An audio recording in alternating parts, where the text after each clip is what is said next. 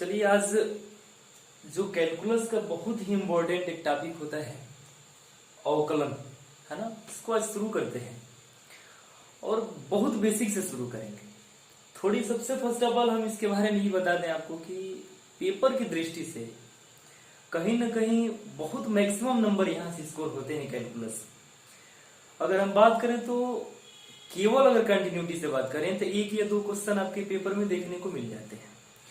लेकिन अगर हम पर्टिकुलर बात करें डिफरेंशिएशन की, अवकलन की, तो एक दो क्वेश्चन सिंपल आते हैं, साथ ही साथ एक दो क्वेश्चन और ऐसे आते हैं जो एप्लीकेशन बेस्ड क्वेश्चन होते हैं, यानी कि अवकलन के एप्लीकेशन बेस्ड क्वेश्चन होते हैं बाबू।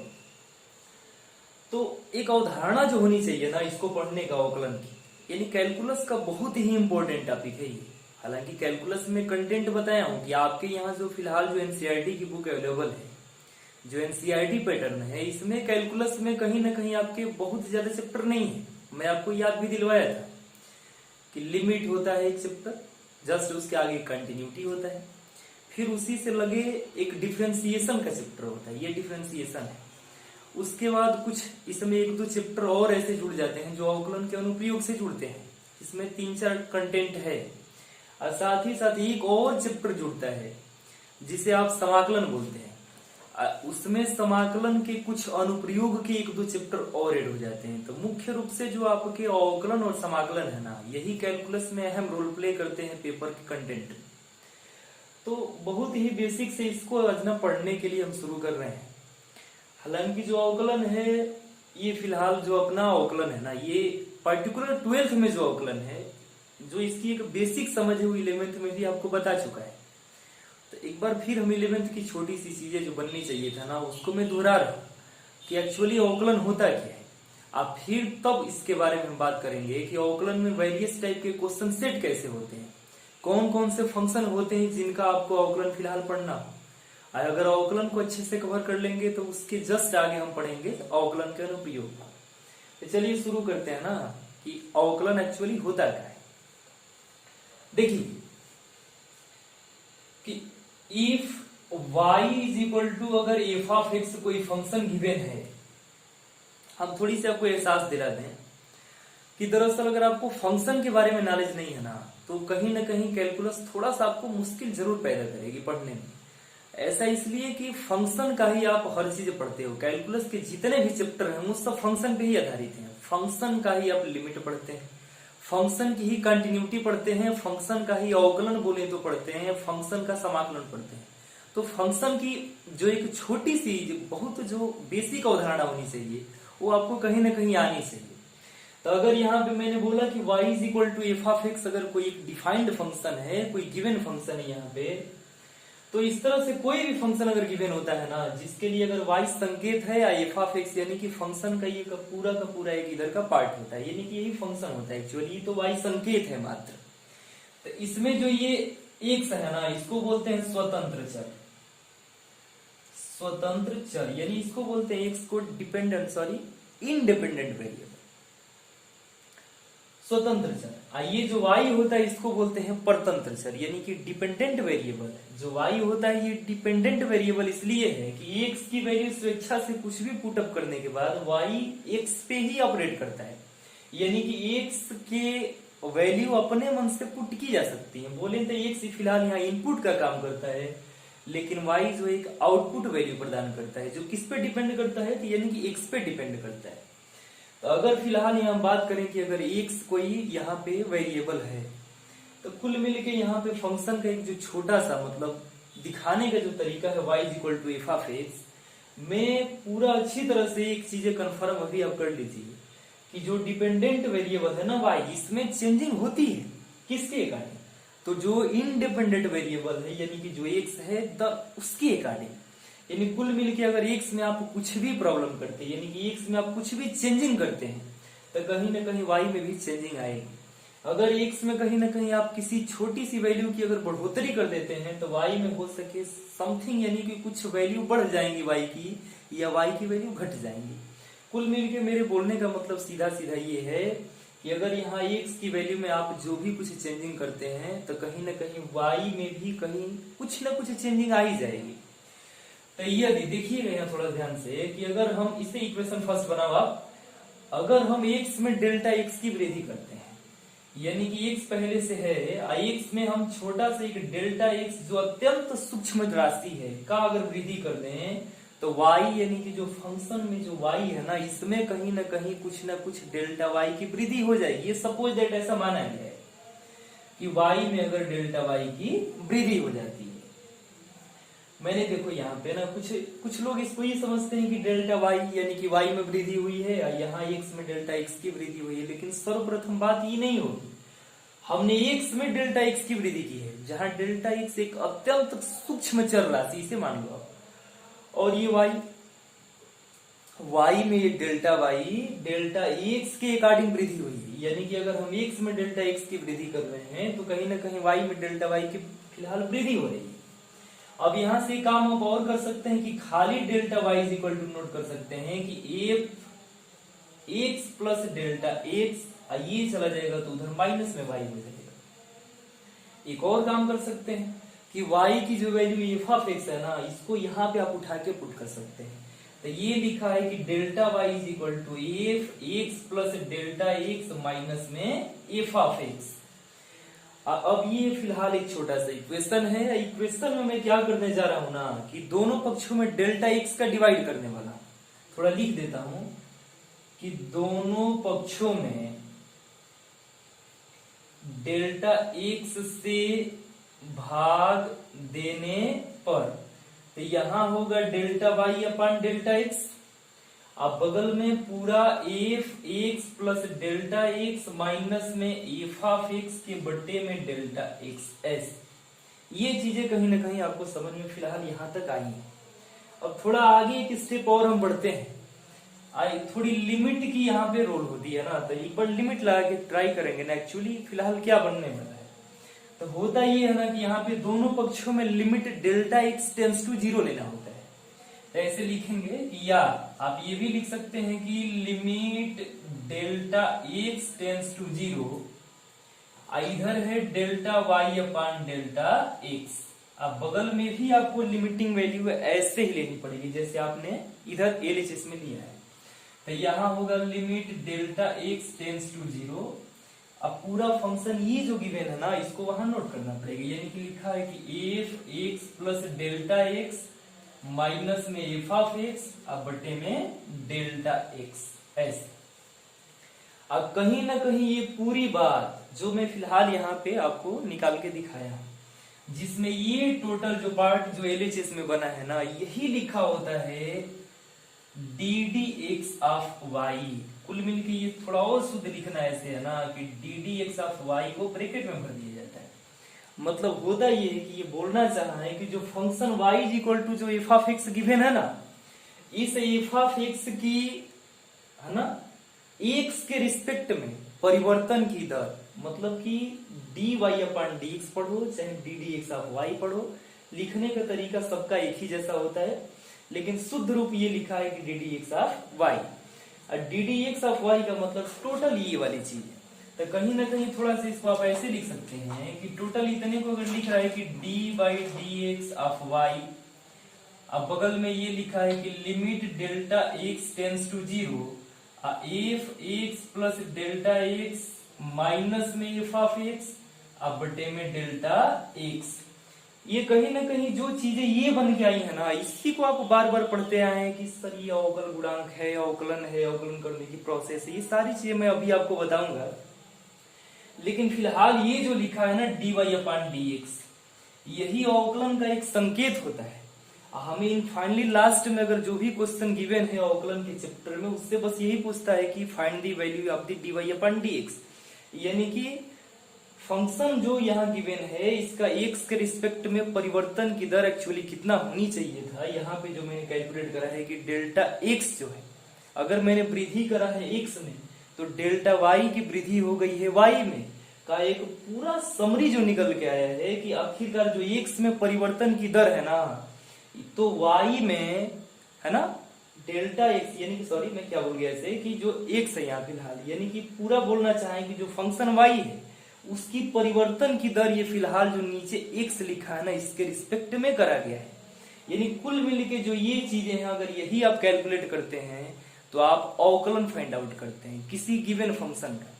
अब हर चीजें यहाँ पे मैं फिलहाल आपको बताऊंगा, छोटी छोटी 2 4 5 पॉइंट होती है, लेकिन आपको ये चीजें कहीं ना कहीं समझ में आ गई होंगी कि limit delta x tends to 0 f x plus delta x minus में एफ ऑफ एक्स बट्टे में जो डेल्टा एक्स है, यही कहीं ना कहीं अवकलन आपको सेव करवाते हैं। यही अवकलन की प्रोसेस है, यही अवकलन की मुख्य कड़ी है, इसीलिए इसका नाम क्या बोला जाता है, तो इसको बोलते हैं फर्स्ट प्रिंसिपल रूल, प्रथम सिद्धांत से अवकलन। यानी कि आप ये कैलकुलेट करेंगे तो जो वैल्यू निकल के आएंगी किसी पर्टिकुलर फंक्शन के लिए, आप उसे बोलेंगे कि मैंने फर्स्ट प्रिंसिपल रूल से गिवन फंक्शन का अवकलन कैलकुलेट करा है। तो कहीं ना कहीं इन सारी चीजों में थोड़ा इसको शॉर्ट वगैरह में लिखने के लिए डेल्टा एक्स के स्थान पे एच पुट कर देता है। तो ये कहीं ना कहीं ऐसे लिखा है कि लिमिट एच टेंस टू 0, यानी डेल्टा एक्स को मैं एच से रिप्लेस कर रहा हूं। तो फंक्शन उधर एक्स तो ठीक है, बट यहाँ डेल्टा एक्स के स्थान पे एच माइनस में एफ ऑफ एक्स, अब बट्टे में नीचे यहाँ पे हो जाएगा एच। यानी कुल मिलके आप खाली इतना कैलकुलेट कर दो किसी पर्टिकुलर फंक्शन के लिए, तो आप अवकलन निकाल देते हैं उस गिवन फंक्शन का। किसके रिस्पेक्ट में, तो एक्स के रिस्पेक्ट में। अगर ये चीजें समझ में आई हो तो एक बार इसे आप नोट करिए। इस पे बनने वाले जितने भी क्वेश्चन हैं फिलहाल, जो फर्स्ट प्रिंसिपल रूल से जो बेसिक फार्मूले डिराइव करके आते हैं, उनको बड़ी बेसिक समझ से एक एक चीजों को देखेंगे। हालांकि देखिए मैंने इसका इम्पोर्टेंस आपको फिलहाल नहीं बताया, ऐसा इसलिए कि कहीं ना कहीं अवकलन खूब मन से पढ़ने के बाद, अवकलन के हर कंटेंट हर चैप्टर को बढ़िया से पढ़ने के बाद जब आप शुरुआत करेंगे अवकलन के अनुप्रयोग को ना, तो वहां से पढ़ना और अच्छा लगेगा। ऐसा इसलिए कि जब अवकलन फिलहाल आपको बहुत बढ़िया से नहीं आएंगे ना, तो अवकलन के अनुप्रयोग का कोई मतलब नहीं रह जाता है। तो अवकलन खूब अच्छे से सीखिए, उसके बाद अवकलन के अनुप्रयोग वाले चैप्टर पे बढ़िया से फोकस करेंगे। तो ये चीजें नोट करिए, इसके बाद हम थोड़ी आगे की और बात करेंगे। चलिए, हमने फिलहाल यही डिराइव करके निकाला था कि जो dy अपॉन dx की वैल्यू है, यानी कुल मिलके ddx ऑफ y, यानी कि फंक्शन y की परिवर्तन की दर x के सापेक्ष, ये कितना निकल के आता है, तो ये वाला निकल के आता है। पूरी कैलकुलेट ये वैल्यू है। अगर आप कहीं ना कहीं लिमिट को अच्छे से पढ़ते हैं ना, तो फर्स्ट प्रिंसिपल रूल से अवकलन निकालना बड़ी आसान होता है। हालांकि हर जगह फर्स्ट प्रिंसिपल रूल से ही अवकलन नहीं निकाले जाते हैं। आपको शुरुआत पहले 1-2 चैप्टर में खाली ये बता दिया जाता है कि काम करिए, जो भी क्वेश्चन गिवन है उनको फर्स्ट प्रिंसिपल रूल से बनाइए। अब स्टैंडर्ड फंक्शन का फर्स्ट प्रिंसिपल रूल से आंसर निकालने के बाद वही क्वेश्चन में हर जगह अप्लाई होते हैं। जैसे क्वेश्चन अभी मैं ले रहा हूं, उसे क्वेश्चन समझिए और उसे जो मैं निकाल के लेके आऊंगा जो फार्मूला, उसे एक बेसिक फार्मूला समझिएगा। अगर इन चीजों को कहीं देखते हैं तो आपको फर्स्ट प्रिंसिपल रूल से क्वेश्चन लगाने का एक बेसिक आइडियाज भी मिल जाएगा। तो चलिए फिलहाल एक हम क्वेश्चन लेंगे कि f of x is equal to x to the power n. ये इतना बेसिक क्वेश्चन समझिए, इससे आप फार्मूला बोलो, दोनों बात एक ही है। बहुत इंपॉर्टेंट है ये x to the power n का अवकलन वगैरह सारी चीजें। पूरी अलजेब्रिक फंक्शन का अवकलन ये अकेला बनवाता है। हम ये भी आपको लास्ट में बताएंगे कि सारी चीजें कहीं ना कहीं जो अवकलन में है वो कौन कौन से फंक्शन का आपको अवकलन इनफाइनली पढ़ना होता है। यानी कुल मिलके ये फिलहाल जो मैं एक्स का पावर एन यहाँ पे लिख रखा हूं ना, ये एक्स के पावर एन पूरी तरह से जो अलजेब्रा होती है, अलजेब्रा वाले जितने क्वेश्चन होते हैं उनमें कहीं ना कहीं सबसे मैक्सिमम यूज इसका होता है। तो चलिए एक बार हम ट्राई करेंगे कि फर्स्ट प्रिंसिपल रूल से f of x is equal to x to the power n का डेरिवेटिव कितना निकल के आता है। और ये सारी चीजें निकालने के बाद हम जो कुछ चीजें लड़कों के दिमाग में बार बार कंफ्यूजन पैदा करती है कि अवकलन आखिर क्या है, फिर कुछ लड़के मेरे से पूछ लेते हैं सर अवकलज क्या है। साथ ही साथ कभी कभी एक और चीजें आती हैं जिसे आप अवकल गुणांक बोलते हैं। यानी 3 चीजें होती हैं, तीनों में बहुत अच्छे तरह से हम इनको ये भी बताएंगे कि मतलब ये तीनों अलग अलग चीजें एक्चुअली है क्या। ठीक है, इन सबका अच्छी तरह से हम डिस्क्राइब करेंगे। तो फिलहाल इस क्वेश्चन को बहुत बढ़िया से हम सॉल्व करते हैं। चलिए, इस क्वेश्चन को मेरे को ना इसी विधि से बनाने हैं। तो एफ ऑफ एक्स तो मेरे को गिवन है, लेकिन मेरे को चाहिए एफ एक्स प्लस एच। तो हम क्या करेंगे कि निकालेंगे एफ एक्स प्लस एच। मतलब क्या है, यहाँ एक्स है तो मैंने एक्स के स्थान पे एक्स प्लस एच पुट कर रखा है, तो उधर भी जहां एक्स है वहां पुट करेंगे एक्स प्लस एच। तो ये वाला हो जाएगा एक्स प्लस एच का पावर एन। अब जरूरत है कि एफ ऑफ एक्स यानी कि इस वाली वैल्यू को और एफ एक्स प्लस एच, यानी कि इस वैल्यू को उठा के इस क्वेश्चन में रखने की। तो चलिए उठा के यहाँ पुट करेंगे और देखेंगे। लिख रहे हैं limit h tends to zero. अब फंक्शन ये एफ एक्स प्लस एच के स्थान पे मैं ये लिखना चाहूंगा कि एक्स प्लस एच टोटल का पावर एन, माइनस है तो माइनस, ये एच है, सॉरी एन है तो एन रहेगा ही, यहाँ एच है। अब माइनस एफ ऑफ एक्स, तो एफ ऑफ एक्स का मतलब है total x to the power n. अब बटे में है अपना एच। अगर आप इतनी चीजें लिमिट की कैलकुलेट कर लेते हैं तो जो आंसर आपका निकल के आने वाला है ना, वही आंसर कहलाएगा x to the power n का एक्स के सापेक्ष अवकल गुणांक, अवकलन कहलाएगा। तो चलिए यहाँ पे हम निकाल के ट्राई करेंगे कि एक्चुअली क्या बन के आ रहा है। तो ये वाली चीजें एक्स प्लस एच है ना, ये वाली चीजें कि x plus h to the power n, अगर कहीं ना कहीं आपने बीटी को अच्छे से कवर करा है ना, यानी बाइनोमियल थ्योरम को अच्छे से पढ़ा है, तो ये वाली चीजें एक्सप्लेन करना बड़ी आसान है आपके, क्योंकि x plus a to the power n, x plus a total का पावर एन को एक्सप्लेन करने को मैं सिखाया हूं। इसे कैसे आप ब्रेक करते हैं? इसे ऐसे आप ब्रेक करते हैं कि लिखा है कि x to the power n, ये ऐसे लिखा होता है कि एन सी जीरो एक्स का पावर एन, इस एच पे पावर जीरो, ये ऐसा लिखा होता है। तो इसे आप एन सी जीरो की वैल्यू एक होती है या एच पे पावर जीरो की वैल्यू एक होती है, इसलिए लोग इसे खाली x to the power n लिखते हैं। अब प्लस यहां होगा n C one x to the power यहाँ एन माइनस वन, और उसके बाद जस्ट एच का पावर वन, ऐसा। तो इसको ऐसे लिख के छोड़ेंगे। उसके बाद प्लस में एन सी टू, ये फार्मूला है, इसे आप कहीं ना कहीं कवर कर सकते हैं बाइनोमियल थ्योरम में, एक बार उसे अच्छे से देख लीजिएगा। मैं डायरेक्ट इसे ओपन ही कर रहा हूं। तो x to the power n plus में ये, प्लस में इतना। अब फिर यहाँ पे होता है एक्स टू दी पावर, यहाँ पे हर बार एक्स की जो पावर है ना वो घटती जाएगी और एच की पावर बढ़ती जाती है। तो यहाँ एन माइनस टू, और यहाँ है फिर से एच, तो हो जाएगा एच पे पावर दो, प्लस में डाट डाट डाट, ये ऐसे ही जाएगा। इन फाइनली लास्ट तक जाएगा, यहाँ पे एक माइनस में है x to the power n, ऐसे। और टोटल के बट्टे में कितना है एच। ये पूरी वैल्यू किसके साथ कैलकुलेट हो रही है? तो ये कैलकुलेट हो रही है लिमिट के साथ, यानी कि limit h tends to g. तो ये x to the power n से ये x to the power n cancel out हो जाता है, ऐसे। और उसके बाद इन सभी टर्म के पास कहीं ना कहीं आपको एच दिखने को मिल जाएगा। तो अगर सबके पास कहीं ना कहीं एच है ना, तो आप एच सब में से बाहर लो, यानी कि लिखा है कि limit h tends to zero. सबसे हम एच ले रहे हैं बाहर ऊपर से, तो यहाँ बचेगा एन सी वन और x to the power n minus one. फिर यहाँ बचेगा प्लस में n C two x to the power n minus two, into में एच स्क्वायर है, तो एक एच इस टर्म से बाहर निकला है, तो बचेगा खाली एगो यहाँ पे एच, ऐसे। अब प्लस में हर टर्म के पास ऐसे ही आपके पास एच होंगे, क्योंकि यहाँ वाले टर्म के पास जो अगला टर्म होगा ना, ये पहला है, दूसरा है, तीसरा है, चौथे टर्म में एच का पावर 3 वाला टर्म होगा, जहां से आप एच बाहर ले सकते हैं। तो वहां एच स्क्वायर वाला पद होगा, यानी कि हमें पता चल गया कि हर जगह उधर हर फंक्शन में एच जरूर आपको दिखने को मिलेगा। और टोटल के बटे में कितना है? एच है, तो इस एच से एच को कैंसिल आउट करेंगे। अब एच की वैल्यू आप जीरो इसमें पुट कर सकते हैं।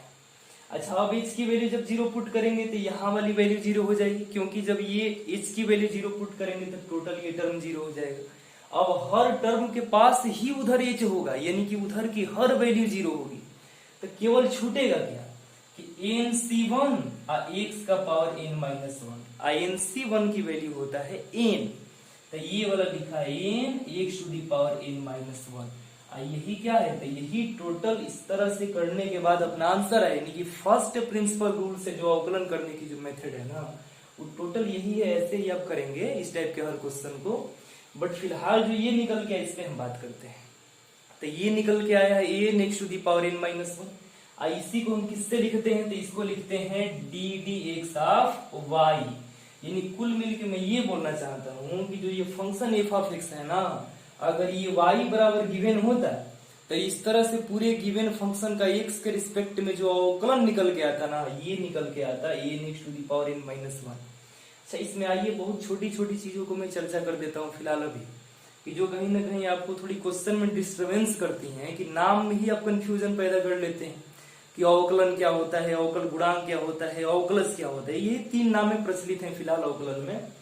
तो देखिए जो अवकलन है ना, ये पूरा का पूरा एक प्रोसेस है। प्रोसेस का मतलब ये है कि आपने जो ये टोटल काम करा है, यानी कि y is equal to x to the power n से लेके ये काम फिलहाल ये पूरा करने के बाद जो जो आपने स्टेप बाय स्टेप सारे काम करे हैं, ये जो एक प्रोसेस बना है, ये प्रोसेस कहलाता है अपना अवकलन।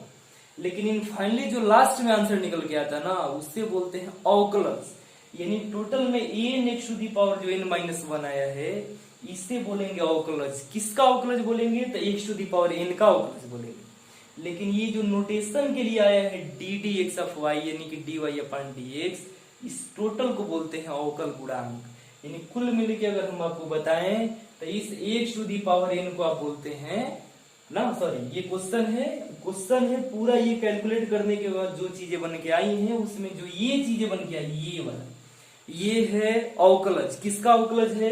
तो x to the power n का अवकलज है।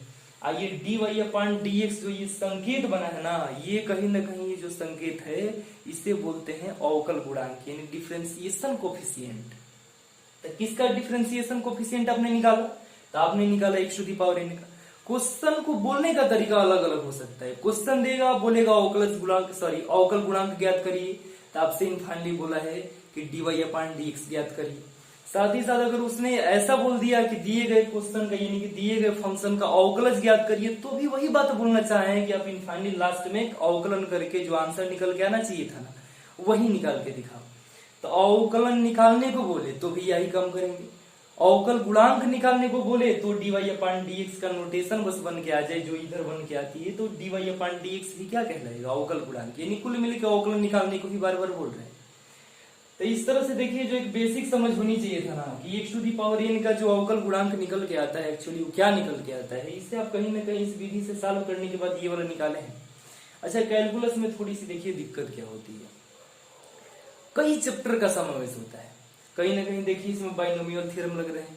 अभी मैं अगर e के पावर x के क्वेश्चन को सॉल्व करने लगूँ ना, कि e के पावर x जो पर्टिकुलर एक फंक्शन होता है, जो एक चरघातांकी सीरीज का क्वेश्चन है, अगर उसको सॉल्व करूं तो उसमें कहीं ना कहीं चरघातांकी सीरीज के कुछ फार्मूला लग जाएंगे। तो अगर ट्रिग्नोमेट्री फंक्शन को सॉल्व करते हैं तो त्रिकोणमिति के अलग से फार्मूला लग जाते हैं। अगर एप्लीकेशन बेस्ड क्वेश्चन सॉल्व करना चाहते हैं अवकलन पे, तो कहीं ना कहीं इसमें कैलकुलस की बहुत अहम रोल प्ले होती है। कैलकुलस छोड़ो, कैलकुलस सब पढ़ ही रहे हैं, कोऑर्डिनेट ज्योमेट्री की अच्छी रोल प्ले होती है। तो कोऑर्डिनेट ज्योमेट्री आना चाहिए खूब अच्छे से ट्रिग्नोमेट्री आनी चाहिए, तब कहीं जाके कैलकुलस की एक बहुत अच्छी सी पकड़ बनती है। जिन जिन चैप्टर का मैं नाम बताया हूँ, कहीं ना कहीं 11th से ही रिलेटेड है। आपको कोऑर्डिनेट ज्योमेट्री 11th में ही देखने को मिल जाती है। बहुत अच्छे से उसको एक बार और आप रिवाइज कर लीजिए अगर पढ़े हो तो। एक बार ट्रिग्नोमेट्री को खूब अच्छे से रिवाइज कर लीजिएगा। अगर ये चीज आपको आती है तो कैलकुलस आपको कहीं दिक्कत नहीं करेगी। नहीं तो कहीं ना कहीं बार बार इन सारी चीजों में कहीं ना कहीं चीजें जो थोड़ी भटकाने वाली होती हैं, वो आपके सामने आएंगी। थोड़ी थोड़ी दिक्कत आपको हर जगह होनी है। तो इन दिक्कतों से अगर बचे रहना है तो सारी चीजों को कहीं ना कहीं जिनको मैं बताया उनको कवर कर लीजिएगा एक बार, तब कहीं ना कहीं ये सारी चीजें आपके सामने बहुत अच्छे से एक्सप्लेन होंगी और साथ ही साथ समझ में भी आएंगी। चलिए इसको खूब अच्छे से नोट करिए। फिलहाल एक और हम क्वेश्चन लेंगे e के पावर x का, है ना। तो e के पावर x भी एक चरघातांकी सीरीज का क्वेश्चन है, साथ ही साथ बड़ी इंपॉर्टेंट क्वेश्चन है, क्योंकि कैलकुलस में हर जगह बड़ी यूज होती है। तो उसको भी हम फर्स्ट प्रिंसिपल रूल से निकाल के देखेंगे कि एक्चुअली उसका आंसर क्या है। तो इससे पहले कि मैं उससे बताऊं, इसे आपको बढ़िया से नोट करिए। चलिए मैंने क्वेश्चन को यहाँ फिलहाल मेंशन कर रखा है कि जो e का पावर x है ना, ये बहुत फेमस फार्मूला भी है। कहीं ना कहीं क्वेश्चन में आप इसे डायरेक्टली यूज करेंगे, है ना। यहाँ पे मैं फर्स्ट प्रिंसिपल रूल से कुछ जो बेसिक फार्मूले हैं उन्हें मैं डिराइव करके दिखा रहा हूँ, लेकिन आप जब क्वेश्चन में इसे इंक्लूड करेंगे तो डायरेक्टली कहीं ना कहीं इनको यूज करेंगे। ऐसा नहीं कि अब वहां पे आप फर्स्ट प्रिंसिपल रूल से क्वेश्चन लगा के तब आंसर निकालिए। तो देखिए यहाँ पे जो F of x is equal to E का पावर एक्स है, एक्स के सापेक्ष प्रथम सिद्धांत से अवकल गुणांक बोलना चाहिए या अवकलज बोलना चाहिए या अवकलन करने की प्रोसेस बोले, ये सारी चीजें एक ही हैं। तो चलिए हम x के सापेक्ष e के पावर x का जो अवकलन निकल के आता है ना, उसको फर्स्ट प्रिंसिपल रूल से निकाल के एक बार ट्राई करते हैं कैसे निकलता है। तो फार्मूला मैं बार बार वही लिखूंगा, है ना, कि dy upon dx is equal to limit h tends to 0 f x plus h minus में एफ ऑफ एक्स बटे में एच। इन्हीं फार्मूलों पे, यानी कहीं ना कहीं आप 1 मिनट के लिए मेरी बात ध्यान से सुनो। हम निकाल रहे हैं एक्स के रिस्पेक्ट में वाई का अवकलन, बट हम इधर आरएचएस में वैल्यू कैलकुलेट कर रहे हैं लिमिट। जो पहला चैप्टर होता है ना कैलकुलस का, कहीं ना कहीं बड़ी चैप्टर यानी कि हर चैप्टर में एक अच्छा रोल प्ले करता है। अभी कंटिन्यूटी देखे उसमें भी इसका कहीं ना कहीं यूज था, बहुत डायरेक्ट वे से यूज था। हर जगह आप L H L R H L वगैरह कैलकुलेट करते थे, मतलब कुल मिलकर आप लिमिट ही कैलकुलेट करते थे। आइए अवकलन कर रहे हैं तो भी आप लिमिट ही कैलकुलेट कर रहे हैं, यानी हर चैप्टर में कहीं ना कहीं डायरेक्ट या इनडायरेक्ट वे से लिमिट ही कैलकुलेट करना होता है, बस जरूरत है उन्हें सही से लगाने की।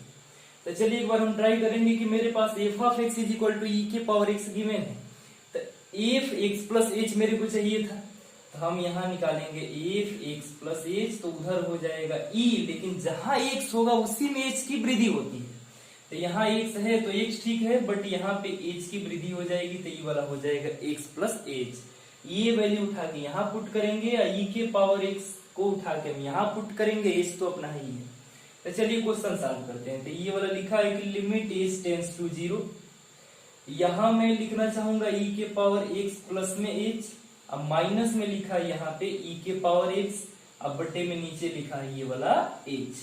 अगले स्टेप में इसी बात को कैसे लिख सकते हैं, तो अगले स्टेप में लिख सकते हैं कि लिखा है कि लिमिट एच टेंड्स टू 0, ये कहीं ना कहीं ई के पावर एक्स मल्टीपल ई के पावर एच लिखा है, ध्यान से देखिए समझ में आएगा। अब माइनस में एक्स का पावर यहाँ पे, सॉरी मैं गलत लिख दिया, ई के पावर एक्स है, तो यहाँ पे आप ई के पावर एक्स बट्टे में यहाँ नीचे लिखेंगे एच। अब इन दोनों में से कहीं ना कहीं आप ई के पावर एक्स को बाहर ले सकते हैं, तो ये limit h tends to 0, function में ई के पावर एक्स हो गया बाहर, तो यहाँ बचेगा ई के पावर एच माइनस में 1, अब बट्टे में नीचे एच, ऐसे है। ध्यान से देखिए इस बात को। अब इसमें आप कहीं ना कहीं एच की वैल्यू अगर इसमें डायरेक्टली उठा के 0 रख रहे हैं, तो लिमिट की जो ये क्वेश्चन है ना, ये कहीं ना कहीं अपरिभाषित हो जाएगा, यानी कि जो अनिर्धारीय रूप होता है ना, वो धारण कर लेगा। तो आप यहाँ पे भी अभी डायरेक्टली आप एच की वैल्यू 0 नहीं पुट कर सकते, तो इसके लिए जरूरत होती है सिंप्लीफिकेशन करने की। और सिंप्लीफिकेशन के लिए कहीं ना कहीं फार्मूलों के बारे में बहुत अच्छे से नॉलेज होना चाहिए। चलिए एक फार्मूला होता है चरघातांकी का है, ये आउट ऑफ द सिलेबस है, बट खाली फार्मूला थोड़ा सा आपको याद रखने का। ई के पावर एक्स ये होता है 1, ये होता है एक्स, यहाँ होता है एक्स स्क्वायर बटे में फैक्टोरियल 2 प्लस में एक्स क्यूब बटे में फैक्टोरियल 3 प्लस में डॉट डॉट डॉट, एक इनफिनाइट सीरीज बनती है ऐसे। अब यहाँ होगा अगले टर्म में एक्स की पावर 4 बटे में फैक्टोरियल 4, तो उतना नहीं लिखना होता है, 2 4 5 टर्म आप लिख दिए बहुत है। अब इसको उठा के हम यहाँ पुट करेंगे, तो ये लिखा है कि लिमिट एच टेंड्स टू 0, ई का पावर एक्स ठीक है ऐसे, यहां मैं लिख रहा हूं, लिखा है 1, तो एक्स तो यहाँ है नहीं, पावर एच है, तो तब यहाँ लिखेंगे एच प्लस में एच स्क्वायर बटे में फैक्टोरियल 2 प्लस में एच क्यूब बटे में factorial 3 plus dot dot dot, last में फाइनली है -1 ऐसे। अब बटे में नीचे है अपना ई वाला एच, तो इस 1 से इस 1 को कैंसिल आउट कर देंगे। अगले स्टेप में देखिए क्या लिखा है, लिखा है कि लिमिट एच टेंड्स टू 0, ई का पावर एक्स ठीक है, सब में से आप एच बाहर ले सकते हैं क्योंकि सबके पास ऊपर न्यूमरेटर में एच है। जब यहां से एच लेंगे बाहर तो ऐसे यहां निकलेगा एच, यहां छूटेगा 1 प्लस में एच बटे में फैक्टोरियल 2, यहाँ एच स्क्वायर बटे में factorial 3 plus dot dot dot, अब पूरा टोटल के बटे में नीचे है एच, तो इस एच को एच से कैंसिल आउट करेंगे। अब एच की वैल्यू पूरे टोटल टर्म में रखिए, तो हर जगह जहां जहां एच है वहां वहां जब 0 पुट करेंगे तो इन फाइनल लास्ट में ये वाला भी टर्म 0, ये वाला भी 0, या इससे आगे आने वाला हर पद 0 हो जाएगा। तो छूटेगा क्या कि ई के पावर एक्स मल्टीपल यहाँ पे खाली 1, तो इसका मतलब टोटल आंसर आया कि लिमिट एच टेंड्स टू 0, और टोटल में यहाँ है ई के पावर एक्स, और उसके बाद यहाँ 1 प्लस डॉट डॉट डॉट, जितनी चीजें थी यहाँ पे इन सारी चीजों को मैंने यहीं पे छोड़ रखा। यहाँ पे डायरेक्टली हम आंसर लिख देते हैं कि एज की वैल्यू जब सब में 0 पुट करेंगे तो खाली आएगा e के पावर x मल्टीपल 1, यानी कि आंसर आएगा e के पावर x। आइए आपने क्या कैलकुलेट कर रहा है, ये वाला चीज, ये वाली चीज के स्थान पे आप ये लिख सकते हैं, यानी कहीं ना कहीं लिखा है कि dy अपान dx। अच्छा dy अपान dx में किसका कैलकुलेट करा, मैंने कैलकुलेट करा e के पावर x का। इन फाइनल लास्ट में आंसर क्या आया, तो e के पावर x ही आंसर आया। मतलब कुल मिल के हम ये कहें कि जो चरघातांकी सीरीज का एक e के पावर x जो एक फंक्शन होता है ना, उसका x के सापेक्ष जो अवकलन निकल के आता है, जो अवकलज निकल के आता है फाइनली, वो अवकलज भी e के पावर x ही होता है। तो यानी कि d बाई डी एक्स किसका, तो e के पावर x का कितना निकल के आएगा, तो ये निकल के आएगा e का पावर x। यानी कुल मिल के फर्स्ट प्रिंसिपल रूल से e के पावर x का अवकलन e के पावर x ही निकल के आया है। और जब आप क्वेश्चन सॉल्व करेंगे ना, तो उस दौरान क्वेश्चन में डायरेक्टली आप इसका यूज करेंगे कि e के पावर x का अवकलन e के पावर x ही होता है। तो चलिए यहाँ से आप इन चीजों को 1 मिनट के लिए खूब अच्छे से लिखो, लेकिन लिखने से पहले थोड़ी सी मैं कुछ एक्सप्लेन कर रहा हूँ, इसको बड़े ध्यान से सुनिए। ऐसा है दरअसल कि कुछ फेमस फंक्शन होते हैं, फेमस फंक्शन ना बोले तो उसे कहें कि कुछ स्टैंडर्ड फंक्शन होते हैं, जिसमें मान लीजिए कि होता है सबसे पहला अलजेब्रिक फंक्शन जिसमें x का पावर n होता है। x के पावर n का अवकलन मैंने अभी करके दिखाया कि x के पावर जो n का अवकलन है ये directly a next to the power n minus 1 होता है। e के पावर x का अवकलन x के रिस्पेक्ट में e के पावर x ही होता है। साथ ही साथ एक और फंक्शन होता है a का पावर x, a के पावर x का अवकलन भी a का power x multiple log a, कुछ ऐसा होता है। तो इसी तरह से कुछ और फेमस है, इसमें फेमस ना बोल के बोले उसे बोले स्टैंडर्ड फंक्शन। तो त्रिकोणमिति के 6 फंक्शन जो होते हैं, साइन का, स्टैन का, सेक और कोसेक, इनका भी अलग अलग अपना डी बाई डी एक्स निकालना होता है। मतलब x के रिस्पेक्ट में परिवर्तन की दर साइन x का, बोले तो साइन x का x के रिस्पेक्ट में अवकलन कितना होता है। तो ये वाली जो चीजें है ना कहीं 1-2 दिन की नहीं है, इन्हें कवर करने में थोड़ी सी टाइम लगते हैं। यानी कि जो चीजें हैं स्टैंडर्ड लेवल की हैं, स्टैंडर्ड अपने फार्मूले उनको डिराइव करके एक एक फार्मूले को देखेंगे। साथ ही साथ कुछ बेसिक रूल भी देखेंगे कि आखिरकार जो अवकलन में जो क्वेश्चन होते हैं, जो फंक्शन होते हैं, उस फंक्शन को लिखने का तरीका क्या है। अगर फंक्शन जोड़ के लिखा है तो उनमें अवकलन कैसे लगाएंगे, फंक्शन का मल्टीपल करके लिखा है, यानी कि 2 फंक्शन का आपस में मल्टीपल करके लिखा है तो वहां पे क्वेश्चन में कैसे अप्लाई होता है। 2 फंक्शन को भागफल करके लिखा है तो वहां पे डायरेक्टली क्वेश्चन में अवकलन कैसे अप्लाई होता है। तो कुछ बेसिक रूल होते हैं, उन रूल को देखते हुए और खूब अच्छे से कुछ न कुछ जो स्टैंडर्ड फार्मूले हैं उनको देखते हुए अगर ये 2 चीजें क्लियर हो गई है ना, तो आपको अवकलन की जो प्रोसेस है, जो अवकलन करने के तरीके हैं, एक उसका आधार जनरेट हो जाता है। और जो ये आधार है वही क्वेश्चन को तो बनवाएगा। अब क्वेश्चन वेरियस टाइप के होते हैं। क्वेश्चन वेरियस टाइप का मेरा मतलब यहाँ ये है कि जब फिर फंक्शन आप देखते हैं, उस फंक्शन को भी जानना पड़ता है कि फंक्शन सिंपल फंक्शन है कि इम्प्लिसिट यानी कि अस्पष्ट फंक्शन है, कि फंक्शन फलन का फलन है, कि एक और होता है पैरामेट्रिक फंक्शन, यानी कि पैरामेट्रिक फंक्शन है। मेरी बातें अगर फिलहाल ये समझ में नहीं आ रही हैं तो क्वेश्चन में कहीं ना कहीं जब मैं बताऊंगा तो समझ में आएंगे। मैं उन सभी फलन्स का नाम बोल रहा हूँ जिनको आपको अपने चैप्टर में पढ़ने होंगे। तो चलिए अब थोड़ा सा इसको नोट करिए खूब अच्छे से। इसके बाद हम आगे थोड़ी सी और कुछ चर्चा करेंगे इसके विषय में कि एक्चुअली इसमें थोड़ी वर्किंग प्रोसेस क्या होती है।